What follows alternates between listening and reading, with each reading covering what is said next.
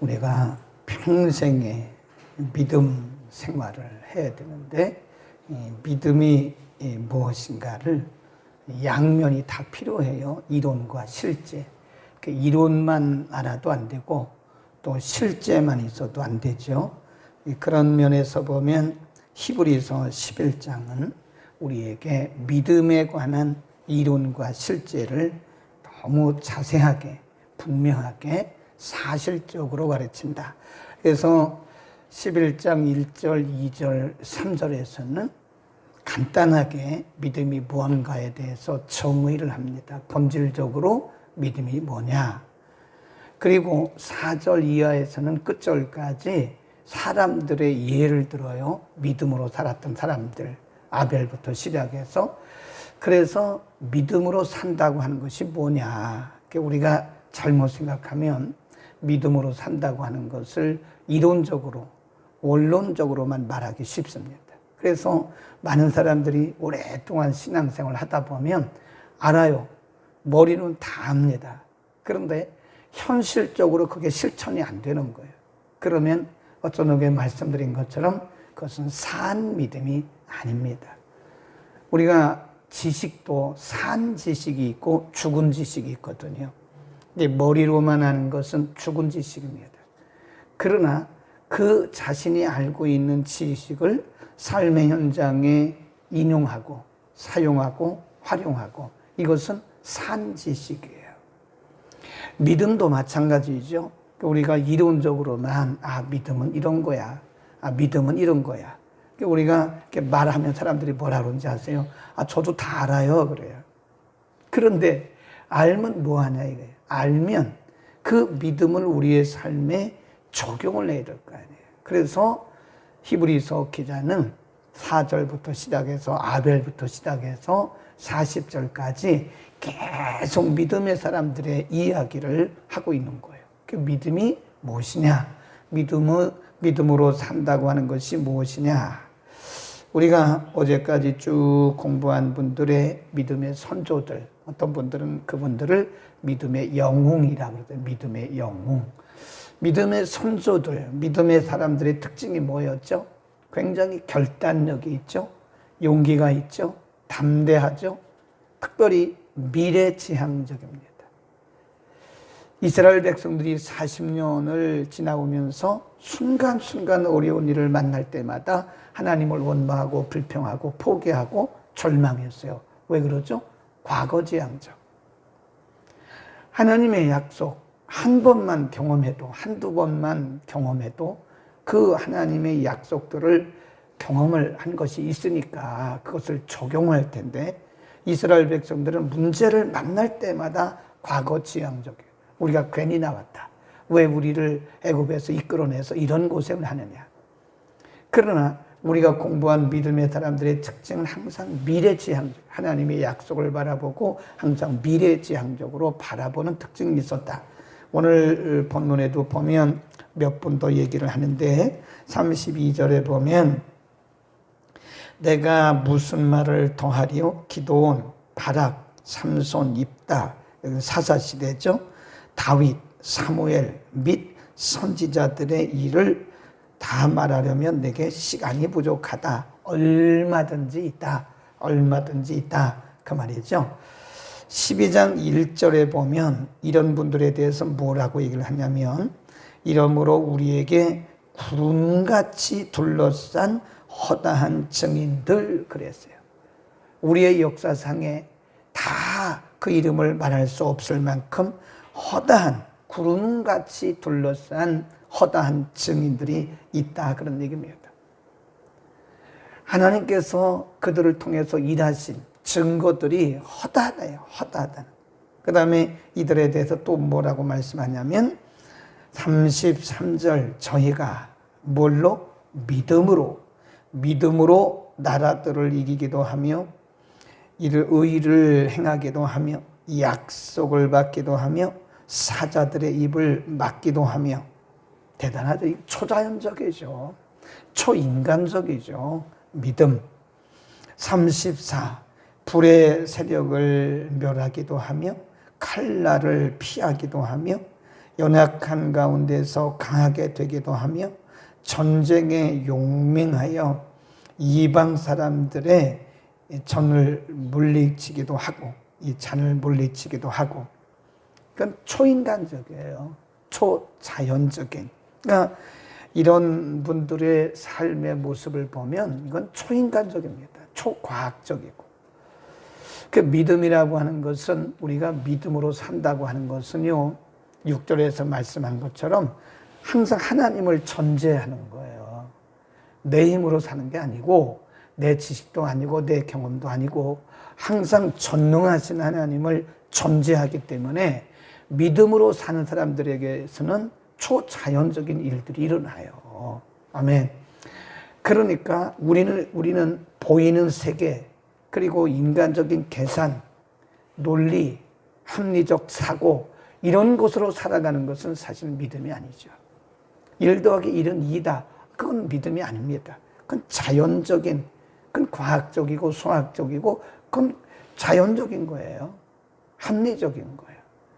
그러나 믿음의 세계에서 믿음으로 살아가는 사람들, 하나님의 전능하심을 전제하고 믿음으로 사는 사람들에게는 1 더하기 1은 2가 아니에요. 만이 될 수도 있고 100만이 될 수도 있는 것이다. 10이 될 수도 있고. 그래서 초자연적이고 초인간적인 일들이 일어난다. 35절. 여자들은 자기의 죽은 자를 부활로 받기도 하고, 또 어떤 이들은 더 좋은 부분을 얻고자 하여 악행을 받되 구차히 면하지 아니하였다. 거기다 줄 봅시다. 구차하게 사람들에게 변명하지 않았다 이거예요. 네. 위기 가운데서 그 순간을 모면하기 위해서 믿음을 버리고 구차하게. 다니엘이 그랬습니까? 다니엘의 세 친구 사드락 메삭 아벳느고가 그랬습니까? 사자굴에 갈지라도 구차하게 말하지 않았잖아요. 풀무불에 던져진다고 하더라도 구차하게 변명하지 않았잖아요. 구차하게 믿음을 부인하지 않았잖아요. 그 얘기를 하는 거예요. 네, 구차하지 않다. 하나님의 전능하심과 하나님의 전지하심과 하나님의 아버지 되심을 전제하는 믿음의 사람들은 구차하지 않습니다. 아멘. 우리 믿음으로 한번 살아보자고요. 합리적인 사고의 틀을 깨야 돼요. 네. 1 더하기 1은 2라고 하는 합리적인 사고가 우리 인생, 우리의 생활 속에서 그것이 일상생활이죠. 그러나 때로는 믿음으로 살아가는 우리들에게 있어서 1 더하기 1은 2라고 하는 이 합리적인 틀을 깨고 올라가야 된다. 그렇지 않으면 우리는 하나님의 일을 할 수가 없습니다. 우리가 이렇게 회의를 하다 보면 이렇게 둘로 딱 나눠져요. 합리적인 사고의 틀을 가진 재직들이 있고요. 믿음의 틀을 가진 재직들이 있어요. 합리적인 사고의 틀을 가진 사람들은 인간적 계산과 합리적인 사고, 합리적인 이론을 가지고 자꾸 그 일을 하지 못한다고 이렇게 얘기를 해요. 그러나 믿음의 안목을 가진 사람들은 하나님의 전능하심을 믿기 때문에 우리는 할 수 없지만 우리 기도하면서 한번 해봅시다. 이렇게 말하는 게 맞아요. 그러니까 예를 들어서 우리가 여기 100명의 재직들이 있다 합시다.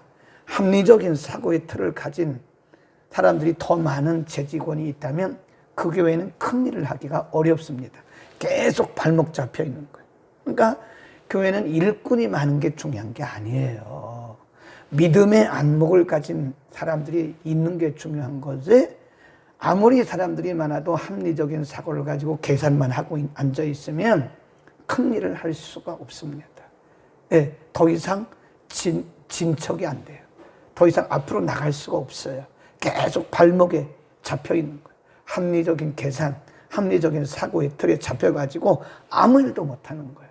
발목 잡혀 있습니다. 네, 그 틀을 깨질 수가 없다. 그래서 믿음의 사람들은 초자연적인 믿음의 사고를 가지고 있기 때문에 구차하게 변명하지 않는다. 또 36절 시작. 또 어떤 이들은 희롱과 채찍질뿐 아니라 결박과 옥에 갇히는 시험도 받았다. 그러니까 뭐 믿음으로 산다고 하는 것이 만사형통입니까? 그 반대예요.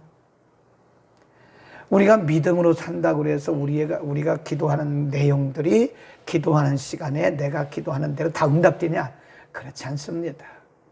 그거를 기대한다면 우리는 합리적인 사고의 틀을 가진 사람이에요. 그렇지 않아요. 오히려 우리가 믿음으로 살더라도 박해, 핍박, 조롱, 어려운 위기, 절망적인 상황들이 더 많이 와요. 어떤 분이 그러잖아요. 나는 믿음으로 사는데 왜 이렇게 어려움이 있냐고. 당연한 겁니다. 네, 우리가 대충 살면 시험도 없어요. 뭐 시험거리가 있겠어요.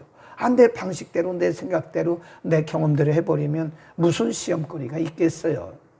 그러나 말씀대로 살고 하나님의 뜻대로 살려고 하면 시험이 많아요. 이 세상은 그것을 하나님의 말씀과 하나님의 뜻을 다 받아들이지를 못해요. 이 세상 사람들도 그래요. 그래 더 많은 시험이 있습니다. 나는 왜 이렇게 시험이 많냐고, 나는 왜 이렇게 고난이 많냐고. 뭐라 그래요? 당연한 겁니다. 믿음으로 산 우리의 선조들은 다 고난의 가시밭길을 갔어요. 평탄한 길을 간 사람 누가 있습니까? 네, 노아가 그랬습니까? 노아는 그 노인애가 노망 들었다고 사람들이 조롱했다니까요. 말씀대로 사니까 사람들이 조롱하는 거예요. 모세가 평탄했습니까? 매번 일이 있을 때마다 이스라엘 백성들에게 돌 던짐을 당하고 그들에게 원망당하고 그랬다니까요.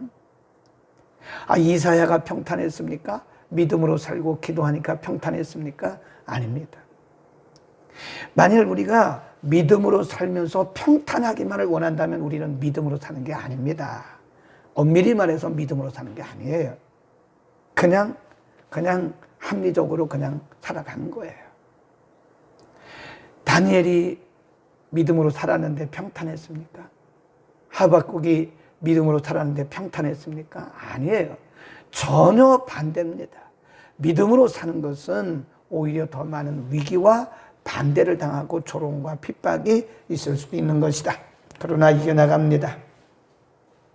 37 돌로 치는 것과 톱으로 켜는 것과 얼마나 어려움이 있습니까?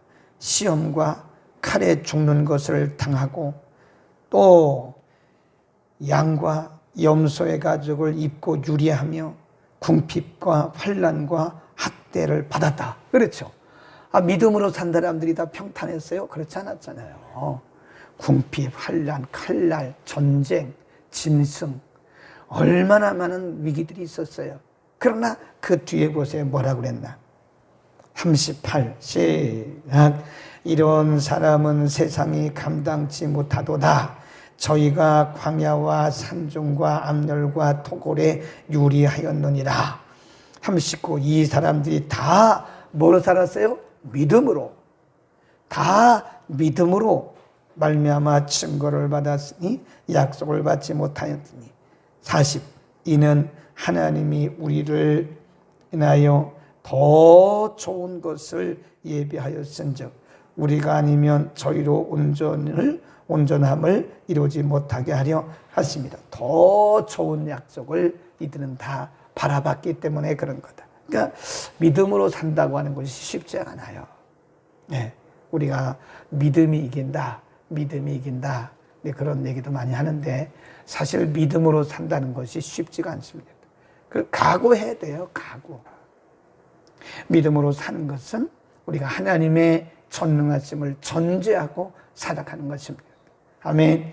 그래서 12장 1절에 보면 이러므로 우리에게 구름같이 둘러싼 허다한 증인들이 있으니 모든 증거를 모든 무거운 것과 얽매이기 쉬운 짐을 다 벗어버리고 죄와 함께 벗어버리고 뭐로서? 인내로서 우리 앞에 당한 모든 경주를 경주하고 2절 시작. 믿음의 주요 그 앞에 있는 즐거움을 믿음의 주요 또 온전케 하시는 이 예수를 바라보자. 믿음의 주요 온전케 하신 예수를 바라보자. 허다한 증인들을 우리에게 주셨잖아요. 샘플로 보여주셨잖아요. 그렇게 하라는 거예요. 다니엘처럼 하라는 거예요. 다니엘의 친구들처럼 하라는 겁니다. 모세처럼 하라는 겁니다. 사도 바울처럼 하라는 거예요. 다 허다한 증인들이 우리 가운데 있잖아요. 아유, 나는 멘토가 없어서 흔들리고. 아유, 멘토가 왜 없어요? 성경에 보면 수백 명, 수천 명의 멘토들이 있는데, 그분들 멘토로 삼으세요. 나는 외롭다고. 뭐가 외롭습니까? 성경에 얼마나 많은 멘토들이 있는데 그래요. 그러니까 성경을 안 보고 성경대로 안 사니까 자꾸 이 세상의 사람들만 보이는 거예요. 우리는 히브리서 11장 믿음장을 마치면서 우리에게 이렇게 많은 믿음의 증인들, 허다한 구름같이 둘러싼 허다한 증인들이 있습니다. 우리 어려운 위기를 만날 때마다 그것이 특별한 일을 당하는, 이상한 일을 당하는 것처럼 생각하지 말라는 거예요. 분명히 말씀했잖아요. 오늘 본문에 우리의 믿음의 조상들은 다 시험을 통과하고 시험 속에서 살아간 거예요. 우리의 삶이 평탄한 게 복이라고 생각하면 안 됩니다. 예. 아유, 저 사람은 복을 많이 받아도 기도 많이 하는가 봐. 왜 이렇게 평탄해? 그게 기도 많이 해서 그런 게 아니라니까요. 아니, 좀 성경을 좀 알고 신앙생활 하세요. 나는 왜 이렇게 기도를 안 해서 그런가? 나는 왜 이렇게 어려움이 많아? 기도해도 오는 거예요. 여기 보세요. 믿음으로 산 사람들이 얼마나 어려움을 통과했는가. 그러니까 평탄하기를 기대하는 것은 우리의 믿음이 그만큼 약하다는 거예요. 그럼에도 불구하고 하나님을 바라보고 우리가 믿음의 주요 온전케 하신 예수를 바라보면서 이길 생각을 해야지. 아멘. 그러니까 여러분이 누가 어려운 일을 만나면 무슨 죄가 있나 그런 얘기 하지 말라고 그랬잖아요. 죄가 있어서 어려운 일을 당하면 다 어렵죠. 나 그런 얘기를 좀 안 했으면 좋겠어요. 저 사람 무슨 죄가 있을 때 어려움을 만나는 거야? 저들은 뭘 잘못한 거야? 왜 그렇게 생각해요? 믿음으로 살아도 어려움이 온다니까요. 믿음대로 살고 말씀대로 살고 순종해도 시험이 온다니까요. 세상이 그래서 그런 거예요. 물론 죄 때문에 오는 그런 징계도 있지만 모든 것이 다 죄 때문이라고 말하면 욥의 친구들과 똑같은 사람이에요. 많은 사람들을 괴롭혀요. 그런 사람들이 믿음이 있는 것 같은데 사실 그런 분들이 사람들을 상처를 주더라고요. 예. 무슨 죄가 있어서 저런 병에 걸렸대. 죄가 있어서 병에 걸릴 수도 있죠. 물론 다 그런 게 아니라니까요. 하나님의 일은 다 케이스 바이 케이스예요. 그래서 일괄적으로 다 그렇게 몰아붙이면 사람들을 상처를 줍니다. 큰일 납니다. 우리는 우리 믿음의 허다한 증인들, 구름같이 둘러싼 이 허다한 믿음의 증인들을 바라보면서 오늘도 내일도 그리고 우리 주님 오실 때까지 우리의 생명이 닿을 때까지 승리하는 여러분 되시기를 축원합니다. 거룩하신 우리 아버지, 오늘까지 이렇게 여러 시간 동안 히브리서 11장을 통해서 믿음에 대해서 참 많은 우리에게 교훈과 권면과 명령을 주셨습니다. 우리의 믿음의 조상들, 구름같이 둘러싼 허다한 증인들이 있사온데 하나님 이들의 삶이 모두 다 한결같이 평탄한 것이 아니었음을 우리는 배웠습니다.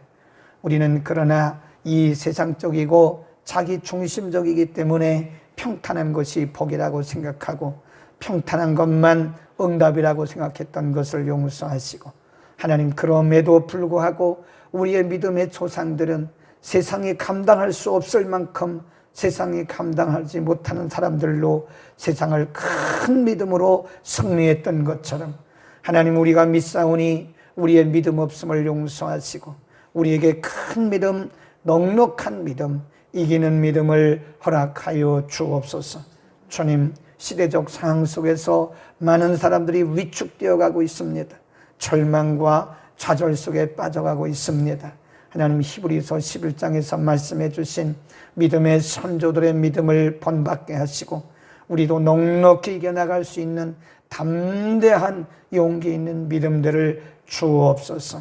믿음의 용기를 가지고 이 세상을 넉넉히 이겨나가도록 하나님이여 축복하여 주옵소서. 예수 그리스도의 이름으로 기도드립니다. 아멘.